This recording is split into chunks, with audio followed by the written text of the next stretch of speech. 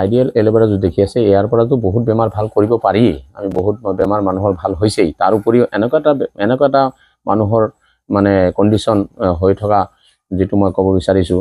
ধৰি লওক আজি 7 বছৰ হৈ গ'ল মই নিজে হাতে দাৱাই দিছোঁ তাত কাম হৈছে 7 বছৰ হৈ গ'ল নতুন দম্পতিৰ পৰা কৈছে 7 বছৰ হৈ গ'ল কোনো ল'ৰা ছোৱালী সন্তান হোৱা নাছিলে তো মই দুজনকে এই এলোভেৰা জুচ খাব দিছিলোঁ দিয়াৰ পিছত 2 মাহমান খোৱাৰ পিছতে তেওঁলোকৰ